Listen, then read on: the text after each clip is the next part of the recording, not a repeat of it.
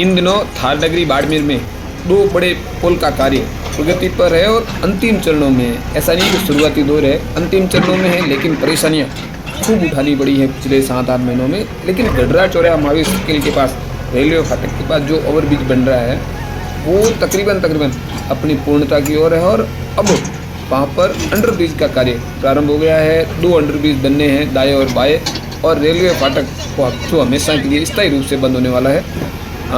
कल के दिन में यानी कि सोमवार को जो जैन मंदिर है उस दिशा में जो सर्विस रोड है उसके सहारे जो आगे अंडरब्रिज था उसकी खुदाई का कार्य, उसकी जो लेवलिंग का और उसके बाद में उसकी प्लेट बिछाने का और उसके बाद में जो उसके बकेट बने हुए पूरे के पूरे वो रखने का कार्य तकरीबन 150 से अधिक कर्मचारी, इसमें पुल निर्माण कंपनी के कर्मचारी और रेलवे के पीएचडी के तमाम विभागों के कर्मचारी, अधिकारी और श्रमिक उपस्थित रहे और बड़ी संख्या में स्थानीय लोग भी इस पूरे कौतुक को देखने के लिए कि किस प्रकार बड़ी बड़ी ये मशीनरी 4-4 हेक्टेयर से एक साथ काम करे। 2 बड़ी मशीनें जो बकेट से उनको उठाने के लिए वजनी वस्तुओं को वहाँ थी और खूब बड़ी संख्या में लोग वहाँ मौजूद थे। साय तक कल का वो कार्य जो सोमवार को था वो पूरा हो गया और एक साइड का जो अंडरपास है वो तैयार हो गया और उसके ऊपर पुनः पटरियाँ लगवा दी गई।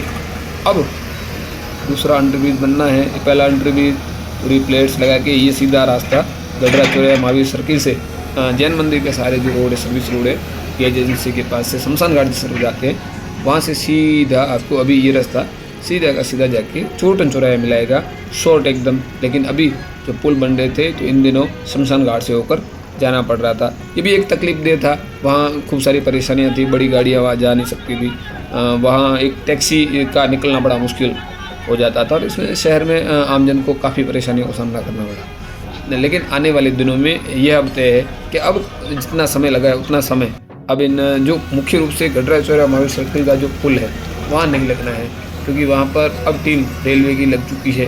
रेलवे के अधिकारी कर्मचारी सब वही मौके पे है। 1-2 दिन का सोम मंगल बुध ये 1-2 दिन है। इन 3 दिन में इस पूरे कार्य का मतलब रेलवे फाटक के पास ही काम मोटा बाकी है, वो आने वाले 1-2 दिन में पूरा हो जाएगा।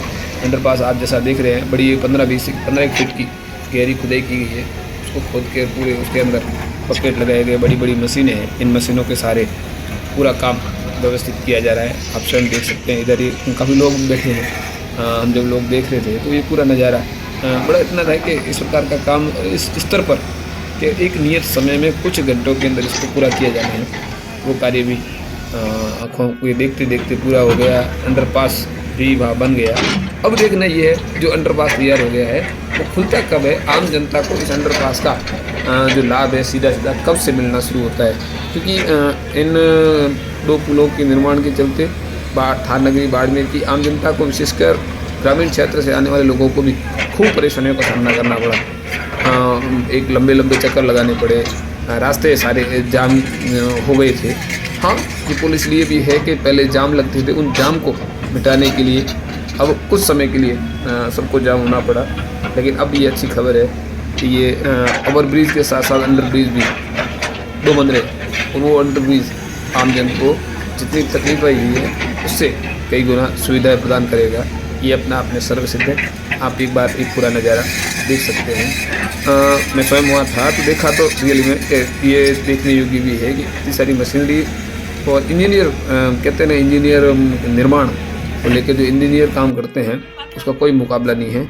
ये बड़े बकेट यहाँ लगे हैं और इतना काम बड़े स्तर पर और पूरा व्यवस्थित, पूरा मैनेज, पूरा समयबद्ध काम बहुत ही अच्छे तरीके से काम संपन्न हो रहा है। एक तरफ का अंडरपास बन चुका है, बस ठीक है, जिसका लेवलिंग का काम और उसको प्रारंभ करने का काम अलग हो सकता है।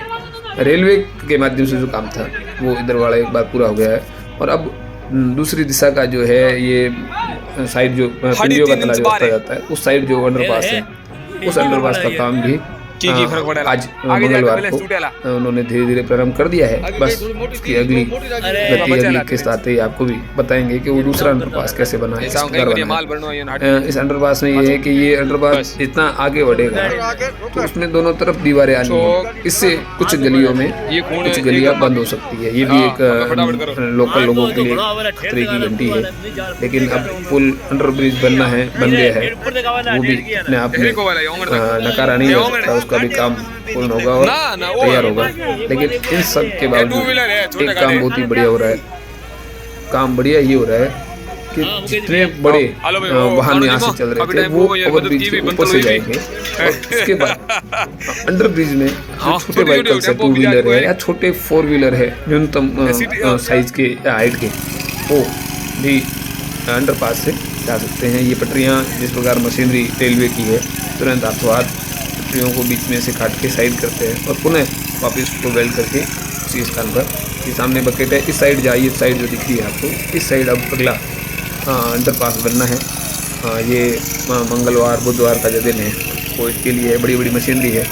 अब इसके ऊपर के जो गाटर है, बड़े लोहे के जो बड़े बड़े गाटर है, ये यहाँ से जो बड़े बिग पिलर बने हैं इसके ऊपर लगने का भी काम अगले 1-2 दिन में संपन्न होना है। तो ये मोटा मोटा काम आने वाले कुछ दिनों का है, वो 1-1.5-2 महीने का है। ये आप देख रहे हैं पूरा अंडरपास बन गया है और उसके बाद पटरियाँ वापस थी वैसी वो बहू लगा दी गई है, व्यवस्थित कर दी गई है और नीचे अंडरपास बन गया है। यहाँ से अब ये इटाची के माध्यम से उसको बराबर किया जा रहा है।